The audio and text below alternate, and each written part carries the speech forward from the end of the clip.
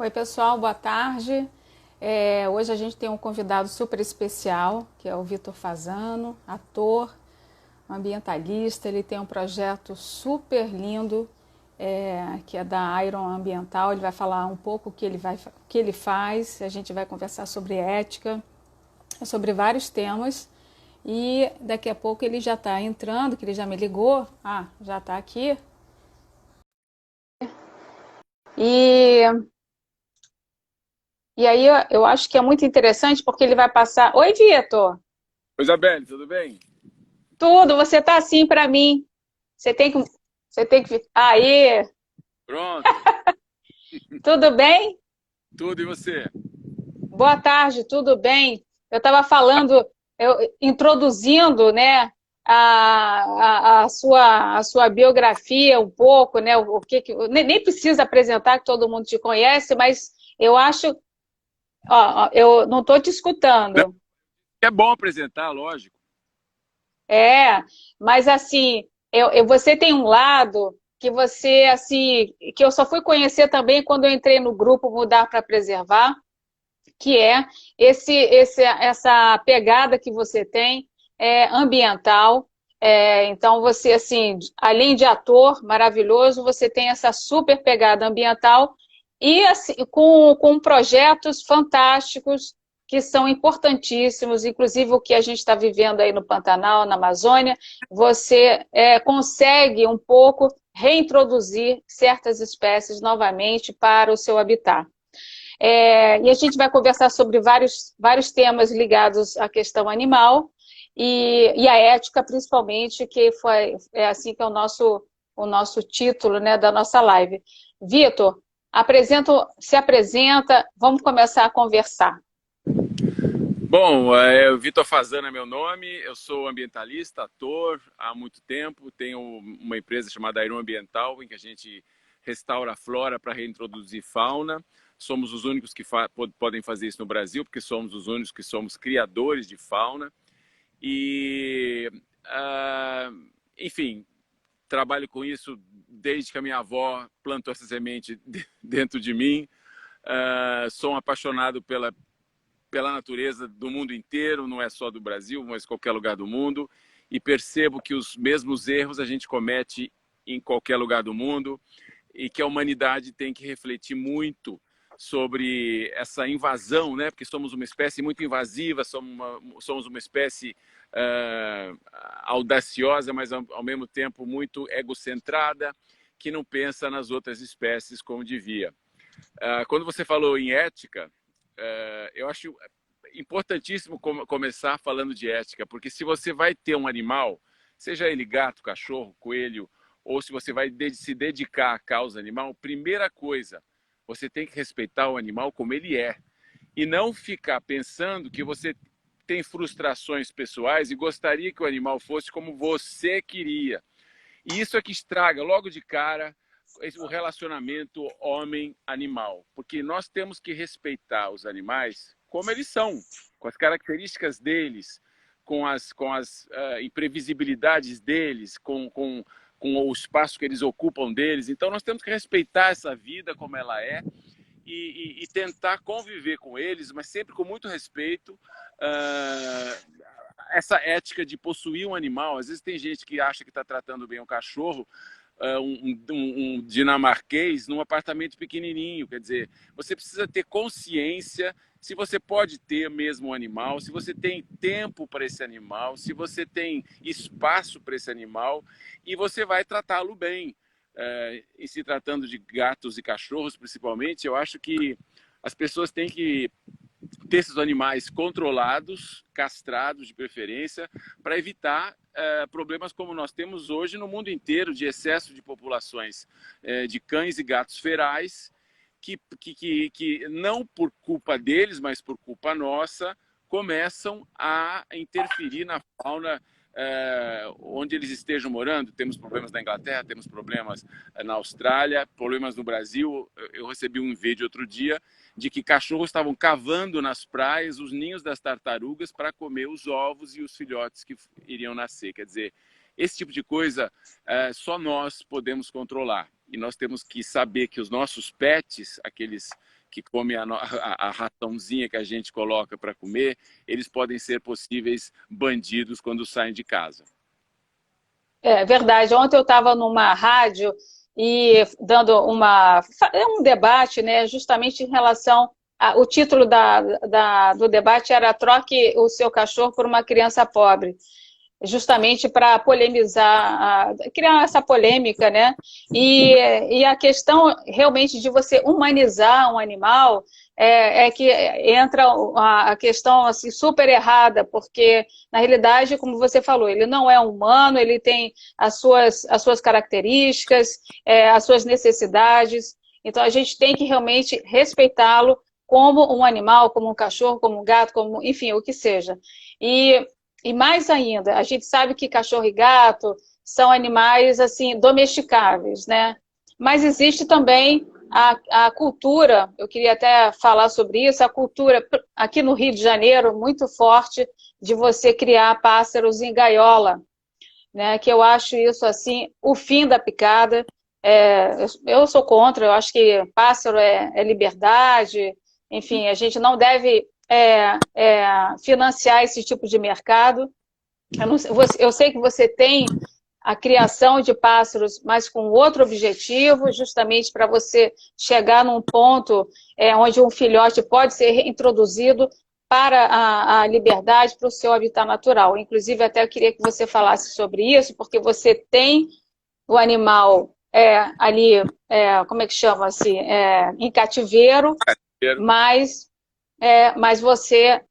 mas com um propósito de aumentar a sua população na natureza. Eu queria até que você falasse, porque foi até um post que você fez agora de um pássaro, né, que é muito importante para você, o free, exatamente. Então, vida livre para o free, mas eu queria só que você falasse um pouquinho sobre isso, que é muito interessante. De novo, a gente volta para aquela história do começo, a ética, né? Você manter um animal em cativeiro que está sendo feito um trabalho em cima dele para reintrodução, ou você está fazendo um trabalho porque existe um mercado de pet e você precisa satisfazer esse mercado de pet para que a pressão na natureza desapareça, tudo isso tem que existir. Aí as pessoas falam, vamos acabar com os zoológicos. Aí eu fico pensando, nós temos que acabar com os maus zoológicos. Existem zoológicos muito bons, existem criadores de espécies ameaçadas, como eu, vários pelo mundo inteiro, e a gente tem que ter sempre esse discernimento, não de acabar com uma atividade ou incrementar uma atividade, não. Essa atividade está sendo feita de forma ética, ela respeita o indivíduo, ela respeita os animais, qual o resultado dessa criação? É um legado que se está construindo. Eu me lembro, por exemplo, eu me apaixonei por animais onde? No zoológico, que eu era uma daquelas crianças chatas que pedia para o meu pai levar no zoológico. E eu, a cada fim de semana que eu ia no zoológico, eu conhecia esses animais e me apaixonei pelo comportamento deles. Se eu não tivesse tido esse início de instituições sérias que tivessem me cativado a lidar com nessa área e promover essa área, inclusive me tornar um criador de espécies ameaçadas, como é que seria? Eu acho que a educação, os zoológicos têm um papel importantíssimo na educação das pessoas. E como fazer as pessoas entenderem que aquele indivíduo que está ali, ou está ali porque não pode voltar à natureza, ou porque ali foi resgatado por algum motivo, ou se ele já nasceu em cativeiro, mas ele está cumprindo o papel dele de ser o embaixador da espécie, para que as pessoas conheçam, para que as pessoas depois, quando vem uma notícia dessa, a Amazônia está queimando, o Pantanal está queimando, fica uma sensação abstrata de que lá existe o quê? Agora, se você foi no zoológico e viu uma anta, você viu uma arara azul, você viu um bicho desse, você vai imediatamente falar, poxa, estão queimando as antas, as onças, as araras azuis. Então, é tudo ética, tudo ética. Tudo tem que ser julgado e decidido caso a caso. Aquele zoológico presta um bom serviço. Vou mencionar aqui um zoológico que eu conheço, por acaso, o Zoológico de San Diego, na Califórnia, que faz eu conheço. espetacular com as espécies ameaçadas. Quer dizer, como é que você vai colocar esse zoológico comparando com um zoológico que mantém animais e não estuda animais? É diferente você ter um mantenedouro de animais para conseguir um público. Outra coisa é você ter um centro educacional para fazer com que as pessoas aprendam sobre as espécies todas que existem ali. Então precisa ter, tem que ter muito cuidado quando fala o pássaro enjaulado. O pássaro enjaulado, se ele está nas condições certas, lembrei agora, por exemplo, de muitas senhoras, às vezes pessoas de fazenda, pessoas que moram em cidade interior, tem um papagaio em casa. E aí é proibido ter papagaio. Só que as pessoas esquecem que esse papagaio é feliz, ele está sendo bem tratado, ele está sendo bem alimentado. E se você pudesse perguntar para o papagaio, você quer ir embora dessa casa? Ele fala, não, me deixa aqui, eu quero ficar com essa senhorinha aqui, que me dá a comida que eu quero e me dá amor. Porque tudo é uma questão de atenção. Não adianta você ter um bicho ignorado dentro de casa. Isso não é gostar de bicho. Tem muito bicho ignorado dentro de casa. Você vê cachorro, principalmente na rua, obesos. Aí você fala, o que esse cachorro, o que estão fazendo com esse coitado desse animal? Deixar o cachorro obeso não é gostar de animal. É você não levar o cachorro para fazer exercício, é você dar comida errada ou dar excesso de alimento. Então, é tanta coisa para se levar em consideração que sempre que se fala em cativeiro e zoológico, vamos acabar com isso, vamos proibir aquilo, eu falo, não, tem que saber se a instituição é séria e se ela está cumprindo o papel, entendeu? O Zoológico do Rio, por exemplo, sofreu essa grande mudança, transformaram os recintos, eu ainda não visitei, mas eu espero que o conceito disso seja: vamos educar a população para conhecer a fauna brasileira e a fauna mundial, e vamos fazer com que eles estejam saudáveis, bem acondicionados, com espaço nos viveiros demonstrativos, que eu acho que é essa a proposta, para enxerguem, percebam essa maravilha toda que está aí em volta e se eduquem e comecem a trabalhar a favor dos animais e, principalmente, respeitá-los como eles são. Entendi. Agora, olha só, Vitor, a questão dos animais urbanos, você deixou bem claro, até porque, ao mesmo tempo que ele pode ser um benefício para o dono do cachorro, do gato, que seja, existe também a questão da ameaça com a fauna silvestre. É comum a gente ver colônias de gato espalhadas na cidade, principalmente próximos até de parques, de floresta, onde você tem esses pássaros silvestres, os animais sendo atacados por essa, enfim, por essa população de rua, que é basicamente um resultado de uma má gestão e de má responsabilidade, falta, né, da população daqui, né, do morador que deixou o cachorro, enfim, solto, o que seja. Você vê alguma solução para isso? Você já pensou nisso?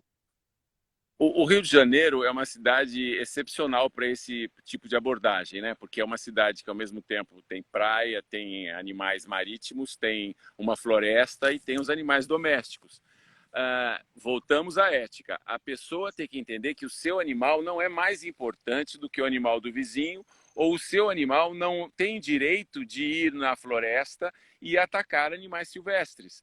Ele não pode competir com os animais silvestres, porque os animais silvestres estão ali adaptados àquele ambiente, estão caçando ou sendo presa, e estão na cadeia alimentar. Agora, um cachorro ou um gato que está na sua casa, se alimentando de ração, dormindo no seu sofá, é injusto você deixar esse animal solto na floresta, porque depois, de barriga cheia, ele caça um pássaro, mata um bicho, cachorros se juntam em grupos, fazem essas matilhas e eles se tornam caçadores. Eu tenho problemas nas minhas áreas de reintrodução, vários problemas como esse. As pessoas enxergam o cachorro porque ele vem para casa e dorme no sofá do lado da televisão.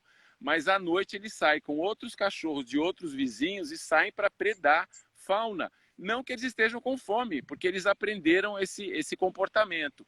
Então, cabe a nós, de novo, manter os nossos animais controlados, né? Se você tem que levar para passear, você tem que levar para fazer exercício, mas controlado. Você não pode deixar, porque ele é seu animal ou porque ele é o seu animal, ter prioridade sobre os outros que vivem com ele nessa cidade. O bonito do Rio de Janeiro é que você tem tudo isso vivendo tudo entre nós. Nós temos florestas, temos animais selvagens, temos cachorros, gatos, e não deveríamos abandonar nunca um animal como esse. Então você falou muito bem, tem esses locais onde se abandonam os gatos. Quando eu fui secretário da Defesa Animal no Rio de Janeiro, muitos anos atrás, eu criei uma política de trato de animal. Então, você teria que ter o animal, o cachorro e gato, qualquer animal que estivesse na sua casa, era responsabilidade sua, teria que estar castrado e não poderia circular sem estar na coleira. Se você tiver problemas para castrar, por exemplo, nós tínhamos vários centros de castração na cidade, que o serviço era feito gratuito e se incentivava a pessoa, assim que nascesse uma ninhada, a castrar esses indivíduos e não começar a criar da forma descontrolada como esses animais são criados.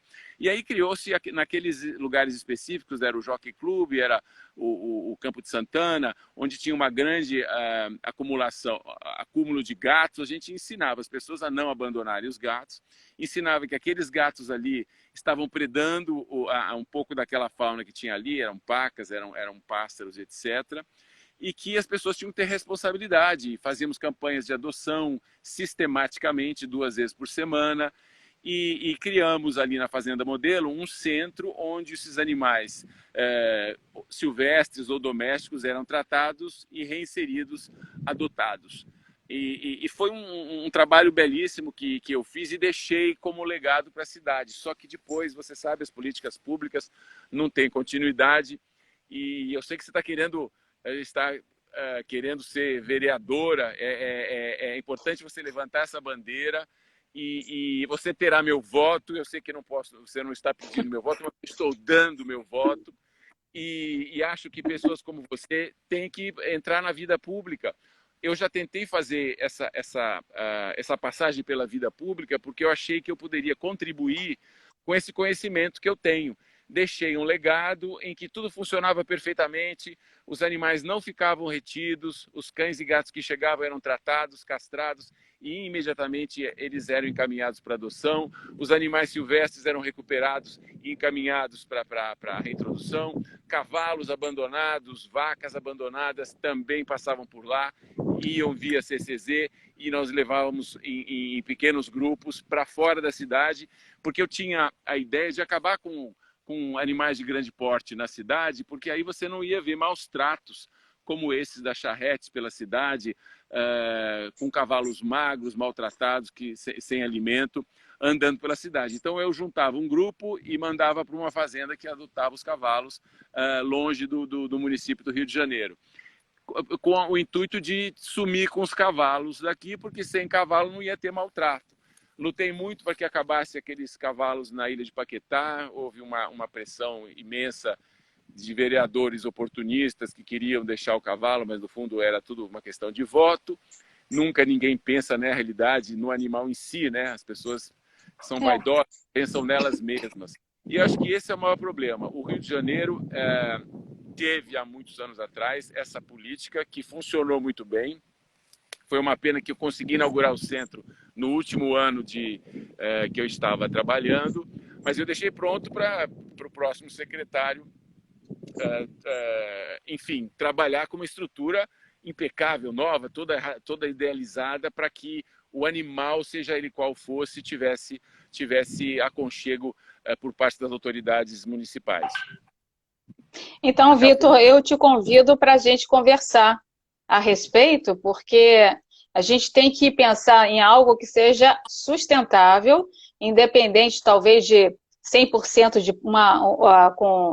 independente de prefeito, de vereador, uma coisa que seja inserida talvez numa legislação, talvez um subsídio, ou então um benefício para aquele que adota, para aquele que... É que nem eu, assim, eu já adotei vários animais, não com intenção nenhuma, mas assim, poderia ter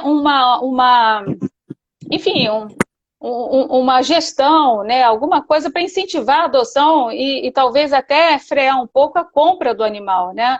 Porque a compra do animal, a gente tem um outro lado também, que é a exploração de matrizes, né, enfim, de cachorros que você nem imagina como é que são tratados, quando se estoura um lugar desse, você cai duro, mas aquele filhotinho bonitinho na vitrine, né, da pet shop, é resultado de um mercado terrível, né? Claro. Um mercado realmente que a vontade é de chorar. Então, assim, é criar mecanismos para que as pessoas adotem mais, comprem menos, né? Porque virou objeto, virou um brinquedo para criança, que também é outra coisa errada, né? Então, assim, Tudo, essa tudo, ética... tudo volta na bendita ética, como eu falei. Tudo depende da ética humana. Não depende tanto dos animais, mas depende da ética, do discernimento humano, de entender, devo comprar esse cachorro? Tem gente que não tem condição de ter cachorro. Compra um bicho de pelúcia, vai servir para a mesma coisa. Não judie de uma vida. Não ache que aquele animal, que aquele ser vivo é algo que você pode usufruir dele como se fosse um brinquedo, como se fosse alguma coisa que você se apoia psicologicamente para ser feliz, para ser mais feliz. Eu acho que a gente tem que ter esse discernimento na hora de optar. Vou ter um cachorro ou vou ter um gato na minha casa. Você tem que pensar muito antes. Eu tenho espaço, eu vou ter tempo para cuidar dele, eu tenho dinheiro para sustentar esse bicho como ele merece, eu tenho espaço aqui dentro da minha casa, eu vou saber ter responsabilidade para cuidar dele. São tantas variáveis que a gente tem que pensar e refletir que eu acho que na maioria das vezes, se a gente fosse sincero, a gente não comprava o É. cachorro. A gente não comprava, porque falou, não vou poder me dedicar quanto esse animal, esse ser vivo, essa criatura espetacular merece. Eu não vou ter esse tempo todo, entendeu? E tudo depende da ética, de saber, vou comprar, não vou comprar, adotar sempre. Porque se você vai comprar, por que comprar? Adota, está cheio de animal abandonado, precisando de uma casa, precisando de atenção, e outro humano causou com que aquele problema, né? Ele foi abandonado ou esses criadores clandestinos que ficam criando indivíduos para serem passados adiante, para ganhar um dinheiro nesse comércio. Como eu disse também, tudo depende de quem é a empresa, tudo depende de como é que está sendo tratado esse assunto. Existe gente Uhum. séria e a maioria não é séria. Então a gente tem que saber dividir o joio do trigo, porque senão a gente vai perder a oportunidade com esses criadores. Estou puxando um pouco a brasa para minha sardinha, criadores como o meu, que vem apresentando resultados há mais de 40 anos. Tem outros criadores que fazem isso, tanto para a reintrodução na natureza, quanto criadores para o mercado pet, que é o mercado pet que existe. Agora, a culpa não é do mercado pet, a culpa é da pessoa que vai comprar, se tem capacidade de cuidar ou não. Agora, você tem que ter a oportunidade ou a possibilidade, se você quer ter, em vez de um cachorro, um papagaio, daquele bicho ter nascido num criador certificado, ter sido bem tratado, Uhum. ter sido bem criado, e vai para sua casa ser o seu companheiro. Isso eu não vejo mal algum. Agora, depende de quem é que está fazendo isso, como é que está sendo feito isso.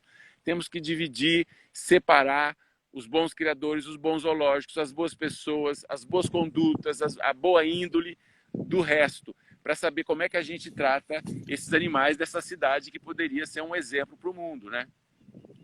Entendi. Agora, vamos falar dos animais silvestres. A gente, como você falou, Rio de Janeiro, ele é cercado, né, por florestas ainda, né, por parques, e a gente tem uma influência muito grande desses animais que chegam, né, em estradas, ruas, é, enfim, preguiças que tentam atravessar estradas, como uma vez eu estava na Grajaú, Jacarepaguá, e a ineficiência, inclusive, da patrulha ambiental, eu acho que duas coisas, ineficiência e pessoal reduzido em em lidar com isso, porque eu já vi resgates um pouco assim, tipo assim, meu Deus do céu, a pessoa não tem experiência nenhuma. Não entendem É, nada. como é que você enxerga? Como é que você enxerga isso? Até teve até uma onça, lembra que apareceu na casa em Nova Iguaçu, que você até Não, é isso mesmo. sítio Burle Marx, no sítio Burle Marx, em Ilha de É, Guaratiba, sítio Burle Marx, eles têm uma câmera para controlar quem entra e sai, e por acaso à noite passou uma onça parda para surpresa de todos. pois é. E essa onça, vamos supor, se ela chega no Recreio, chega no centrinho lá de Guaratiba, o que seja, vai ser um caos total, né? Enfim. Mas como é que essa influência, né? Acho que falta educação também ambiental para as pessoas saberem o que fazer, né? Como conduzir um animal desse, como é que porque as pessoas cansam de aparecer jacaré na Gilca Machado no Recreio, o pessoal começa a brincar com o jacaré, põe a mão nele, quer dizer, começa a criar uma certa rivalidade. Olha, eu posso te tocar, mas você não vai fazer nada comigo. É, e como é que você enxerga isso? Como é que você vê é, alguma saída, né? Porque, para mim, assim, faltaria pontes ecológicas, não tem praticamente nenhuma aqui. Então, você vê muitos animais cruzando estradas, poderiam estar cruzando por cima, principalmente, enfim, isso é na minha visão, tá? A Transolímpica só tem uma ponte. E assim mesmo, eu acho que talvez num lugar, talvez não muito correto. Mas, enfim, como é que você enxerga? Você vê essa questão das pontes, das travessias subterrâneas como positivo aqui para a gente? Tipo paineiras, enfim, são a reserva na praia, né, que você tem uma comunicação entre a mata, a vegetação de Restinga com a própria reserva. Como é que você vê isso? Assim, você É, acha que seria viável? tem vários aspectos aí, né? Eu acho que, como eu já falei, o Rio de Janeiro é uma cidade espetacularmente localizada e nós que vivemos aqui devemos dar valor a essa floresta que está aqui nas nossas costas e respeitar todos esses animais. Eu acho a ideia das pontes interessante, mas são caras, né? Você duvido que alguém vai resolver fazer uma ponte e vão dar desculpa, vão ter desvio de dinheiro, aquela coisa que a gente conhece bem, porque o Rio de Janeiro, meu Deus do céu, é um estado que precisa fazer uma limpa geral para que as coisas comecem a funcionar. Existem outras formas de fazer ponte. Você pode fazer uma ponte com árvores, por exemplo, sabendo que árvore plantar.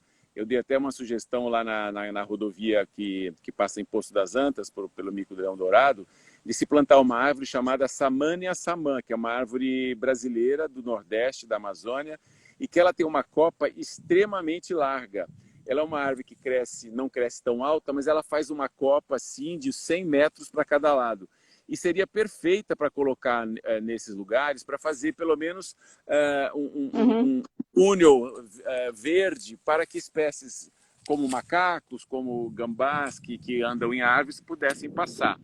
Em relação ao chão, eu acho que sempre quando uma via de carro, de bicicleta, passa por uma reserva dessas, tem que ter controle de velocidade. Não precisa nem túnel. Se você estiver em velocidade baixa, você não vai atropelar nenhum animal e você vai ter cuidado. Então, é obedecer regras, né? Em vez de fazer uma ponte caríssima, uma passagem caríssima, você investe sim em educação, porque eu acho que sem você educar as pessoas que moram nessa cidade, que a gente compartilha floresta, compartilha mar, compartilha todo esse espaço com tantas criaturas interessantes, nós temos que partir sempre da educação, sempre da ética de cada um, da boa vontade de cada um. E nesses locais não seria possível andar mais de 40 por hora. Então, se você quer atravessar a Floresta da Tijuca, não é porque você quer chegar mais rápido do outro lado e porque tem trânsito aqui na Zona Sul, e você quer chegar rápido, você voa a 150 por hora para chegar do outro lado. Não é. Ali uma área protegida. Você tem que andar 40 km por hora. Você tem que entender que se passar por ali, a vida dos outros seres que estão lá são importantes e você tem que respeitar aquela passagem. Eu acho que tudo é possível, Isabela. Eu acho que tudo depende de boa vontade, depende de começar. O projeto que eu fiz lá atrás foi muito interessante, era baseado em educação, muita educação, era baseado em mostrar para as crianças esse comportamento das espécies, comportamento das espécies silvestres, da observação. Eu, inclusive, tinha escolas municipais que iam no criadouro para conhecer, ou eles passavam assim à tarde para conhecer as espécies. Eu contava histórias, eu contava pessoalmente as histórias de como interagem uma espécie com outras, por que é importante o alimento, ter o acesso ao alimento. Eu sinto, por exemplo, de que desde que eu mudei para cá até hoje, a fauna aqui nessa região aumentou muito. Tanto é que hoje você pode ver onça parda, como nós falamos aqui no caso do Burle Marx, que é aqui a uns 4 quilômetros. Mas eu tenho observado, assim, bandos de papagaio. Outro dia eu contei 100 papagaios voando, coisa que eu nunca tinha visto antes. Estão criando aqui nas matas, as maritacas estão aumentando de número, os tucanos estão aparecendo em maior número, sapos, rãs, cobras, todos estão aparecendo. Então, de algum jeito, de alguma forma, eu acho que as pessoas se educaram, sim, porque, afinal de contas, o comércio é proibido há tantos anos já, né?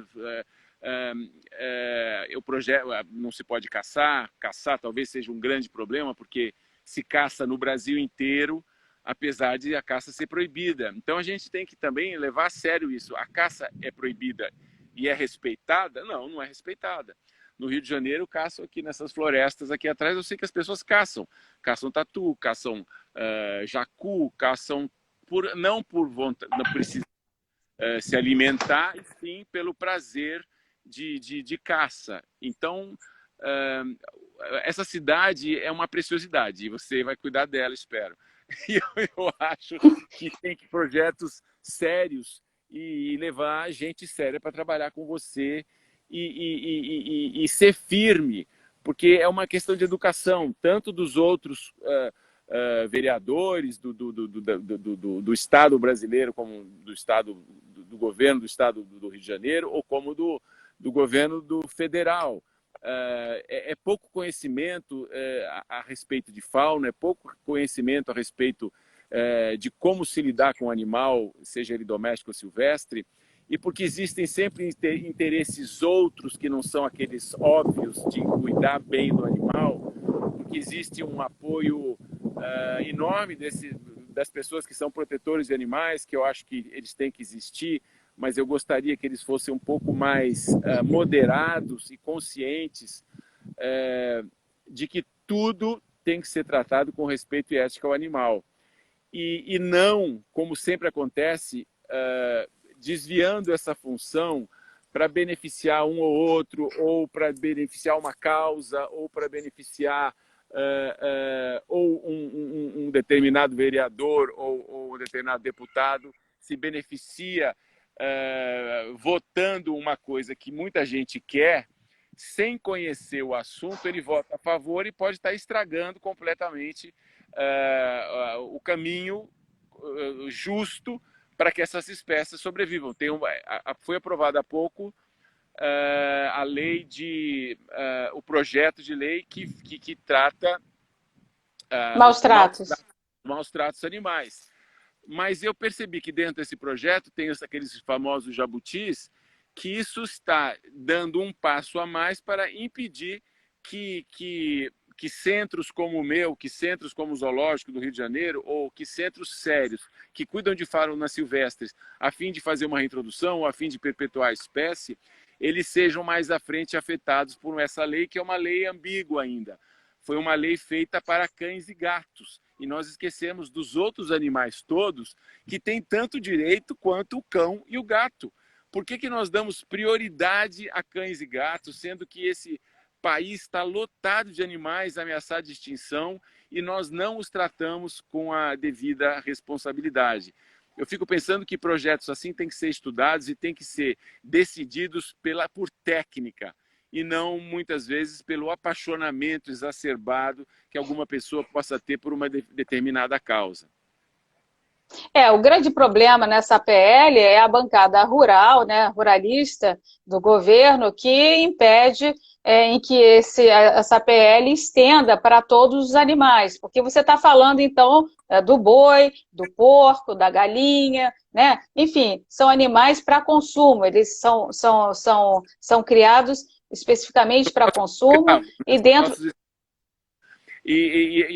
Foi bom que você falou isso, porque tem um dado que eu vi na BBC de Londres, que eu li sobre isso, que, se você perceber, 60% dos animais mamíferos do mundo são esses que você falou: vaca, cachorro, cavalo, carneiro. 60%, 35%, 36% somos humanos e apenas 4% são os animais mamíferos silvestres, leões, antas, onça parda, macacos, etc. Olha que absurdo. Olha como nós, pensando em nós mesmos, criamos uma situação com os animais em que eles são nossos escravos, que eles estão aqui para nos servir. E é completamente fora de ética isso. Eles não estão aqui para nos servir, eles estão aqui porque eles são animais e merecem viver. E se nós usufruímos deles para nos alimentar ou para fazer qualquer coisa, tem que ter cuidados. Se você vai matar um boi, por exemplo, você tem que ter aqueles protocolos para chegar a matar um boi. É a Eu não ética como de carne. novo. A ética de novo. Eu, por exemplo, não como carne, eu não queria que nenhum animal fosse criado para esse fim, e principalmente porque eu fico preocupado com os outros animais. Com as aves é a mesma coisa. Parece que tem um número absurdo de 50% de aves no Brasil. No Brasil não, no mundo, são as aves domésticas: galinhas, patos, perus e essa coisa toda. E uma pequena porcentagem, 30%, são as aves que voam pelos céus do mundo. Olha que absurdo isso.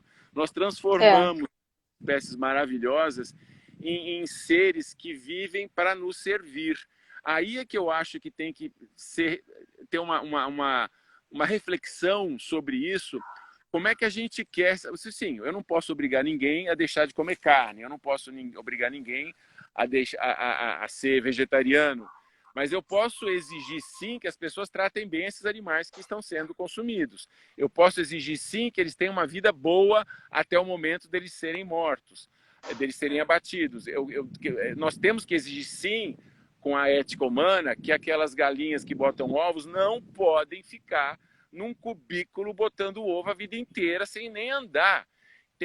Os perus acontece a mesma coisa, eles ficam tão gordos que eles não mandam mais, ficam enclausurados em espaços tão pequenos que eles não têm qualidade de vida. Então aí é que eu acho que é o erro. Eu acho o erro você querer se alimentar. Eu, por acaso, não quero, você pode não querer, tem outras pessoas que têm o direito de querer. Agora, exigir que eles sejam bem tratados, todos nós temos que exigir, porque afinal são seres vivos e merecem ter uma vida boa e saudável. Bom, essa PL ela ainda vai ser sancionada pelo Bolsonaro, né, pelo presidente, e ele está achando a pena muito alta, né, de 2 a 5 anos de prisão. Você acha uma pena alta para maus tratos? Eu acho que a pena é baixa para os outros crimes que existem no Brasil. Então parece que a pena é alta.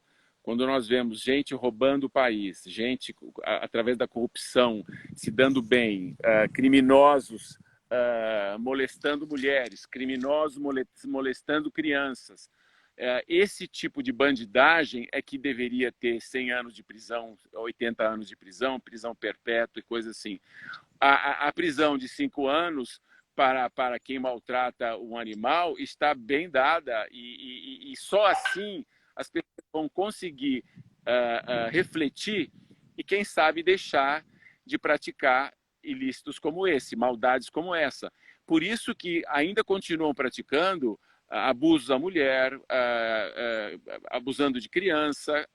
Esses corruptos continuam com atividades de corrupção aqui no Rio de Janeiro. De novo, depois de tudo que nós passamos, o Rio de Janeiro de novo exposto a esse novo escândalo no governo, na prefeitura, com igreja envolvida, com gente que prega a palavra de Deus, mas não pratica a palavra de Deus.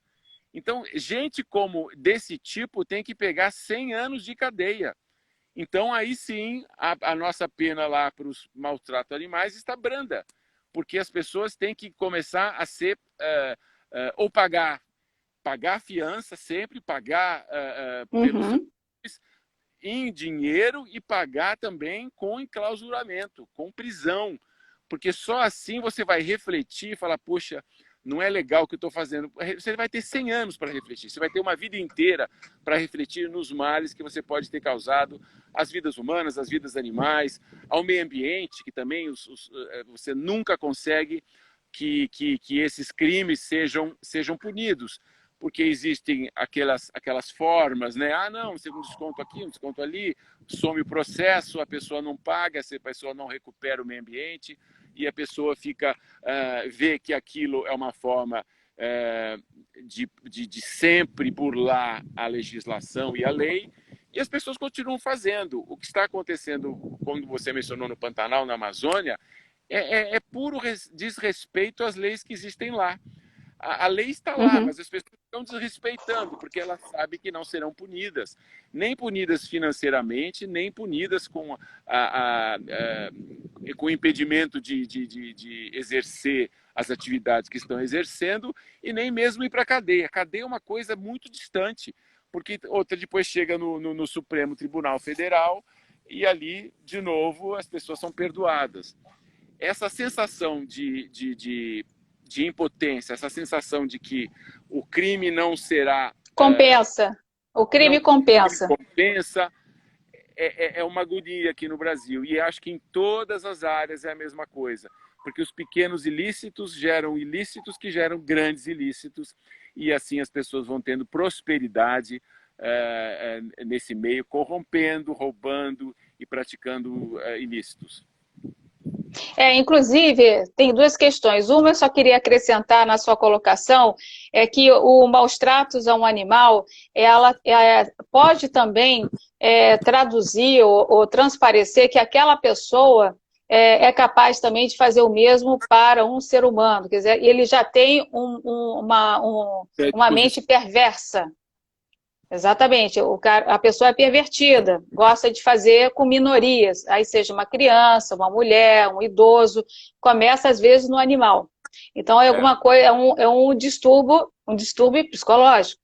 Então eu acho muito correto essa pena, porque ele pode ser um potencial criminoso lá na frente, né? Ele maltrata aos 20, aos 25 ele está matando ou fazendo qualquer atrocidade aí com uma criança, ou que seja. E a segunda questão, que foi uma pergunta, aqui agora que eu estava lendo, você acha que essa lei deveria ser aplicada também à questão religiosa, ao sacrifício de animais? Eu acho que cultura não pode envolver sofrimento de nada. Toda hora me perguntam isso. Eu falo, bom, se a gente fosse destruir uma cultura, como a cultura de cortar a cabeça de galinha ou cortar a cabeça de bode, etc., se destruir aquela cultura fosse impedir que isso fosse feito, como é que você explica, por exemplo, nas culturas do Bornéu, de tantas outras áreas do mundo, Papua Nova Guiné, onde a cultura da população era decapitar os inimigos e comê-los vivos, ou seja, antropofagia. Como é que se interpreta? Era um costume vigente, foi interrompido porque não tinha cabimento, porque era um absurdo. Então, esses tem que ser interrompido também, isso que nós estamos falando, que você acabou de mencionar. Por quê? Então, por causa que a cultura judia de animais, nós vamos permitir que a cultura persista? Não. Você vai educar a cultura para que a cultura diga lá, bom, no passado nós fazíamos esse tipo de coisa, isso assim, assim, assim, mas agora chegamos à conclusão que não mais é possível judiar de animais. Eu tive uma discussão uma vez com uma tribo indígena que usavam esses pássaros na cabeça e a desculpa era... Oi? Não, é isso mesmo, pode continuar.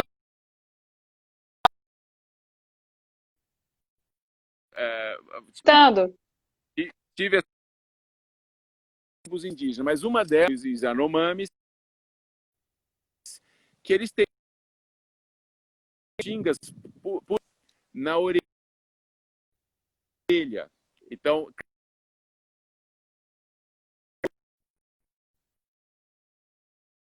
a cultura deles é... Aí eu expliquei, mas você sabe que essa ave, ela procria, ela bota um ovo por ano só, e nem sempre o filhote sobrevive, ou seja, se cada homem dessa aldeia estiver matando 2 cotingas, ela só procria...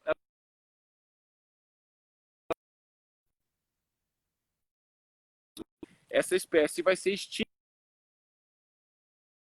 A cultura, eu pergunto, será que não era melhor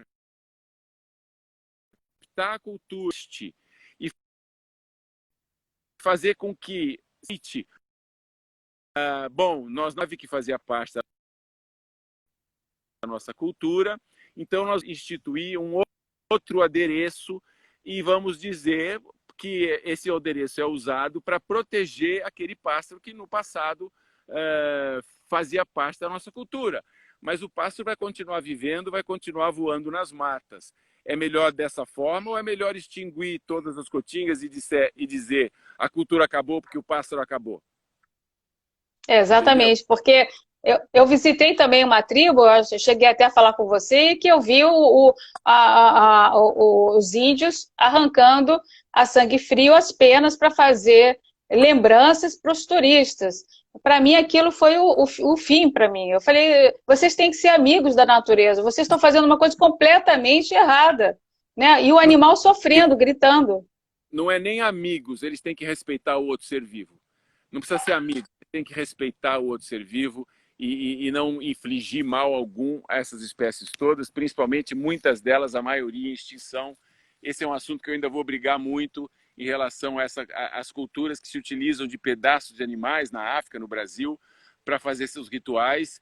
Eu sou terminantemente contra, porque todos nós somos humanos, todos nós temos que nos adaptar a esse novo momento de vida do planeta, em que todos nós temos que mudar os comportamentos.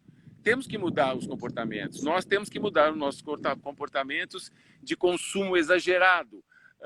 Talvez os indígenas devam mudar o comportamento de não coletar essas espécies que estão ameaçadas de extinção, ou então dar um jeito de coletar as penas quando elas trocam de penas uma vez por ano, adaptar esses rituais todos serem adaptados. E nas religiões a mesma coisa. Esses rituais têm que ser adaptados. Não se permite matar nada para fazer oferenda. Fazer adereço. Exatamente. Então nós vamos voltar na época dos maias, onde as oferendas eram pessoas. As pessoas matavam, faziam o sacrifício de outras pessoas para fazer oferenda para os deuses. Isso está ultrapassado e hoje também deveria ser proibido. Eu acho que nenhum maus tratos, nenhuma forma, nenhum animal, outro ser vivo.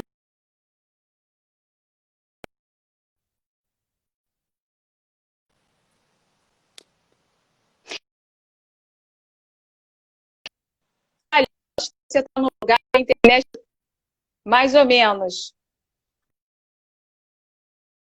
Não. Eu estou no alto do morro, não é possível não ter... Não... Agora melhorou. Agora melhorou. Eu estou no alto do morro, não é possível que eu aqui com esse 360 graus de sinal eu esteja tendo problemas de comunicação com você. Não, deu uma melhorada agora, deu uma melhorada. Agora, Vitor, a gente também, você até botou um dos temas, a gente já falou dos zoológicos e das instituições, né? Mas a questão dos animais invasores, né? Que às vezes são introduzidos aqui ou em outro lugar e que pode causar, assim, gravíssimos problemas, né? Para a fauna e também para a flora, né? Aqui no Rio você identifica algo assim parecido, assim você já viu alguma coisa assim de introdução de animais invasores, tirando o caramujo africano. É, É, nós temos espécies que estão reintroduzidas ou por acaso ou sempre, no caso do caracol, foi o acaso, né? As pessoas trouxeram para fazer escargot, ele não serviu e as pessoas simplesmente soltaram na natureza. Voltamos à ética que eu gosto de voltar sempre. Como é que você solta um animal que não é nativo? O caso do mico-estrela, por exemplo, que está em todas as matas aqui do Rio de Janeiro.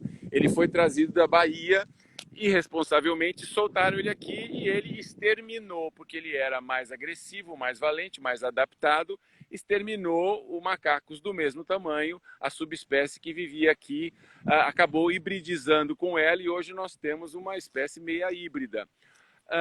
As reintroduções, essas invasões de plantas, de animais, de peixes, parece que tem alguns crustáceos, tipo estrela do mar, também comendo toda a vegetação nas ilhas aqui beirando o Rio de Janeiro, porque foi uma infestação trazida de outro lugar, nos barcos e essa coisa toda. Existe um descuidado, né?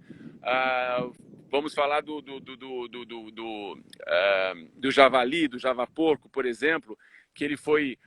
as fazendas do sul trouxeram a carne para criação e depois para venda. O negócio não foi tão bem assim, soltaram os javalis, hibridizaram com os porcos ferais e hoje eles são tratores na natureza, destruindo tudo que tem na frente e destruindo, inclusive, a possibilidade de vidas dos animais silvestres. Nós temos que levar esses assuntos todos, outros animais que são também invasores, cachorros domésticos, em muitos locais do mundo, estão invadindo os parques nacionais. E quando você coloca aquelas câmeras trap, por incrível que pareça, você vê mais cachorro passando na África do que um leão. Aqui no projeto Tamar, eles, como eu falei, viram cachorros invadindo a uhum. área de desova da tartaruga para comer os filhotes. Esses invasores, a gente tem que levar a sério essa história.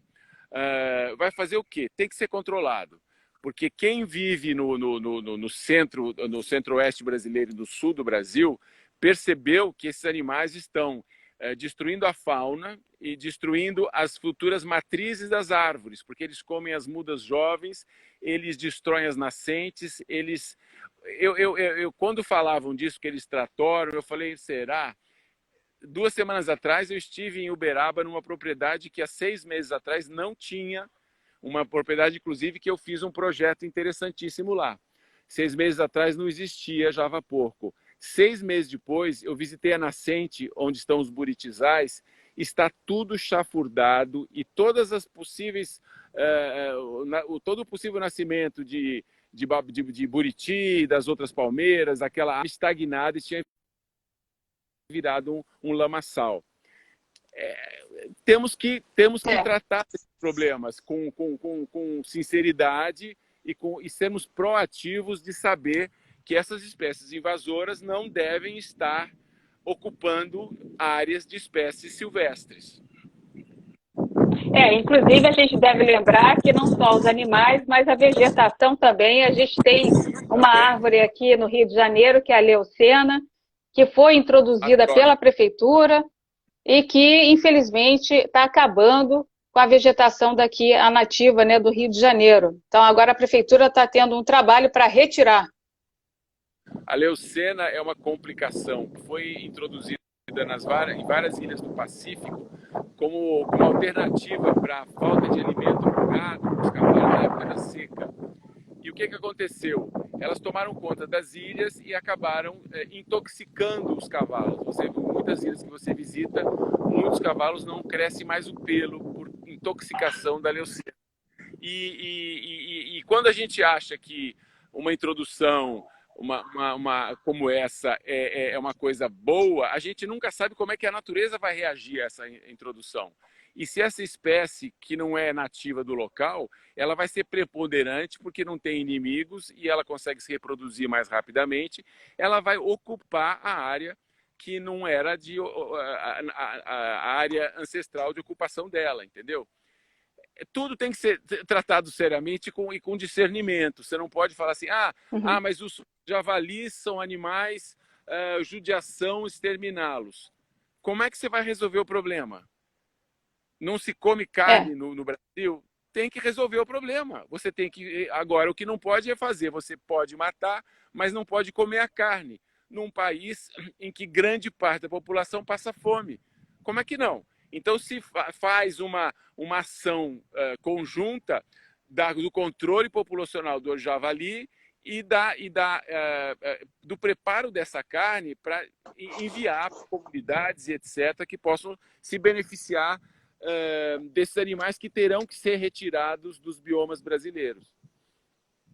é verdade. Agora, Vitor, você sabe, você até começou no início da live dizendo que eu estou como pré-candidata, né, a vereadora aqui no Rio de Janeiro, é, e eu gostaria até de fazer um convite para você, se a gente pudesse um dia nos encontrar e a gente traçar alguma coisa em relação ao que você deixou como legado no passado, mas que infelizmente não foi dado a continuidade aqui no Rio de Janeiro, e de repente a gente pensar em atualizar, quer dizer, botar esse projeto hoje para a realidade que a gente tem aqui no Rio de Janeiro, inclusive sabendo o porquê que não deu continuidade, justamente para evitar que isso novamente seja apenas um legado do passado, né? Então, eu gostaria até que, assim, se você topar, da gente realmente traçar alguns planos, né, para um futuro, para 2021, enfim, e tentar, né? A gente tem que ir testando de uma maneira ética sempre, e pensando nas probabilidades, no jeitinho que a gente sabe que existe aqui nesse país, em tentar sempre afastar o que é ético, o que é compromisso e o que é certo, né? Então, eu deixo aí o meu convite, gostaria realmente de contar com você, já que você tem essa expertise do passado, e que isso não pode morrer com você, tá? Isso tem que seguir adiante, né? É, Obrigado, Isabelle. Olha, e eu fiquei decepcionadíssimo, porque logo no governo seguinte, era o Eduardo Paes que chegou, ele desmantelou tudo que foi feito. Ele desativou a Fazenda Modelo, porque você sabe bem que aqui um governador, um prefeito, um presidente que entra, quer logo desfazer o que o outro fez, porque nós não é, temos política de Estado, né? Então deveria ter uma política do Estado brasileiro, protegendo animais, criando condições para que animais pudessem ser controlados, para que os animais pudessem ser esterilizados. É uma política de Estado, independente do governador, do prefeito ou do presidente que entra e sai. A política do Estado brasileiro em relação aos animais deve seguir as seguintes cláusulas. Ela vai fazer isso, isso, isso, e que toda a prefeitura se obrigue a obedecer esse plano de Estado que é um plano de 100 anos, não é um plano de 4 anos de governo, entendeu? E exatamente. logo no primeiro mês depois que eu saí da secretaria, foi extinto toda aquela infraestrutura fantástica, pronta, se foi sucateada, né? Então, já viu. Uma pena. É.